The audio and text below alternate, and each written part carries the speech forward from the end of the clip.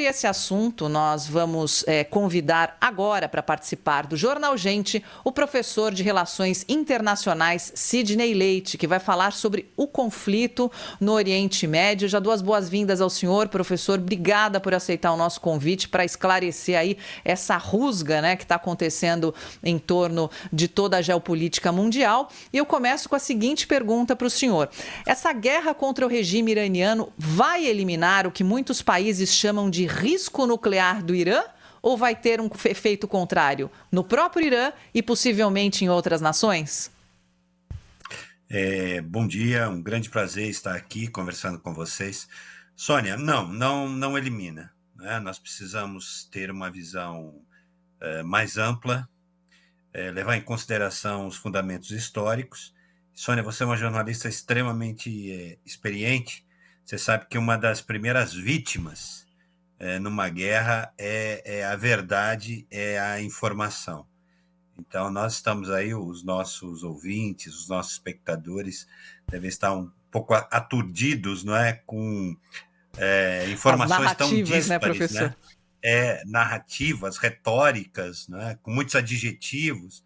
Mas, de fato, esses conflitos que nós tivemos, nessa guerra que está sendo chamado pelo Trump de guerra de 12 dias, são epifenômenos, né? As estruturas, os problemas, os desafios do Oriente Médio, eles permanecem intocáveis, né? Então, o Oriente Médio permanece inseguro, e a insegurança do Oriente Médio, ela não é só regional, ela tem ecos globais, né? Então, respondendo objetivamente a sua pergunta, a sua questão, os problemas continuam, né? O Oriente Médio tem uma temperatura sempre mais alta quando a gente fala de embates, de conflitos, do que qualquer outra região desse planeta. Professor, bom dia, bem-vindo aqui ao nosso programa. Essa situação, porque na verdade é tudo fofoca, né? Ninguém sabe ao certo, as pessoas imaginam, outras, enfim, tem jornalistas também que produzem notícias que a gente não sabe exatamente nos Estados Unidos se está a serviço do Trump ou se está a serviço da oposição ao Trump, se está a serviço de qualquer outro, ninguém sabe, né? Mas assim, o que é fato é que o Irã escapou, digamos assim, de algo mais devastador, né? É claro que nesse conflito Israel vinha levando vantagem, tanto assim que assumiu o controle aéreo sobre o Irã, isso é gravíssimo, né? Mas, enfim, entre mortos e feridos salvaram-se todos, pelo menos na cúpula lá da teocracia iraniana. O senhor acha que, isso posto, a tendência seria a de reorganização dessas forças, digamos assim, ocidentais, também de Israel, para aniquilar de uma vez por todas a teocracia? Porque, afinal de contas, são conhecidas as ligações do Irã com grupos terroristas, financiando há décadas grupos terroristas, etc. E o Irã ter bomba atômica, de fato, não parece ser uma boa ideia para os seus inimigos, né? Como o senhor vê o futuro da teocracia, né? Sem contar, é claro, questões internas, revolta da população, essas coisas todas. Sem contar isso, né? Do ponto de vista internacional, há sobrevida prolongada para a teocracia iraniana? Cláudio, excelente pergunta. Eu acho que essa é uma questão central, né? Nós estamos falando de um regime que está no poder desde 1979, e a teocracia iraniana, ela tem uma forte capilaridade na sociedade, né? Tem um forte controle sobre a economia. Quando a gente fala, por exemplo, da Guarda Revolucionária, ela não tem apenas papéis militares, ela controla boa parte da economia. Por exemplo, a principal empresa de telefonia iraniana, ela está sob uma gestão privada, entre aspas, mas de o que seria uma espécie de um fundo de pensão, né, da Guarda Revolucionária. Então, há uma forte fundamentação desse regime na sociedade. E o que se imaginava no início, Cláudio, é que o alvo principal, né, não fosse propriamente o programa nuclear.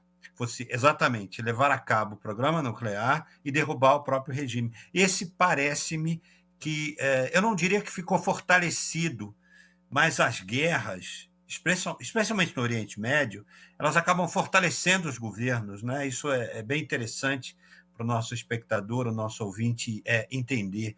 Especialmente no Irã, onde você tem um forte sentimento de nacionalidade. O Irã, diferente dos outros países do Oriente Médio, as suas fronteiras foram formadas pela própria história iraniana. Não são fronteiras, digamos, que foram traçadas, não é, por uma potência dominante, como o Reino Unido, França ou mesmo Estados Unidos. Então, lá há um forte sentimento nacional. E tem um outro aspecto, Cláudio, que eu acho que é muito importante a gente destacar. O Irã tem uma forte proteção natural, onde não há cadeias de montanhas obstacularizando uma ação de chão, né, de terra, de uma força invasora. Você tem deserto, os desertos mais quentes, desertos inclusive de sal. Então o Irã tem é difícil, né, você invadir o Irã. O que eu estou querendo dizer? Dificilmente o regime cai com mísseis sendo jogados lá de cima. Não tem nenhum exemplo na história.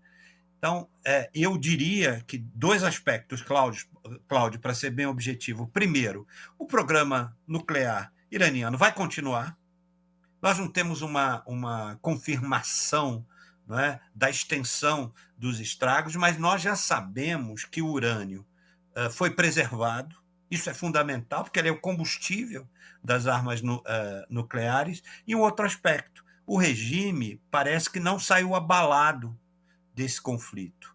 A derrubada desse regime dar-se-á por uma força, um movimento social interno do país, talvez conjugado com ações externas, mas não há, portanto, uma previsão de médio, eu diria até mesmo de longo prazo, para que o regime sofra um abalo, enfim, o regime seja derrubado, Cláudio.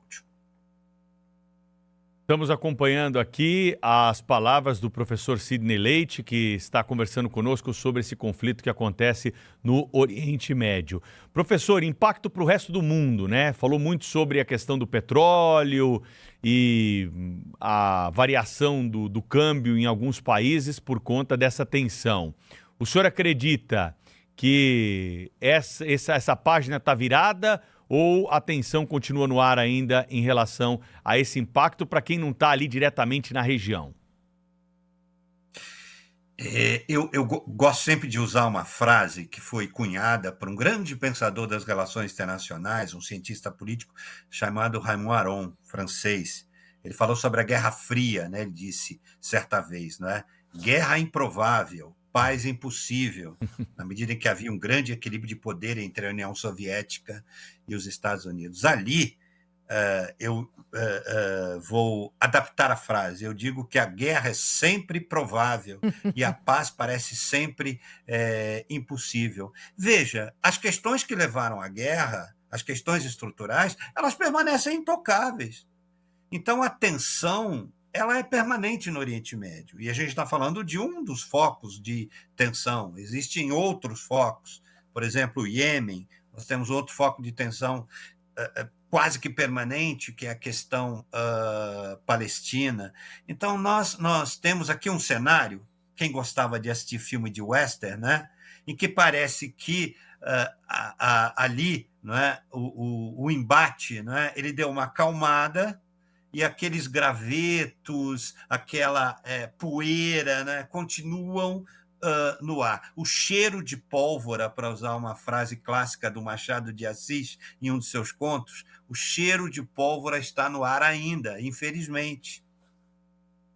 E vai continuar, né, professor? Queria agradecer ao professor Sidney Leite, professor de Relações Internacionais, foi nosso convidado no último Canal Livre, na tela da Band, na Band News e na Rádio Bandeirantes, e conosco hoje também aqui no Jornal Gente. Obrigada, professor. Até a próxima. Um forte abraço, Thaís. Até a próxima. Obrigada. Obrigada, professor. Na sequência, vamos falar mais sobre a derrubada do decreto do IOF, em detalhes para você que está acompanhando as notícias da manhã no Jornal Gente. Rede Bandeirantes de Rádio.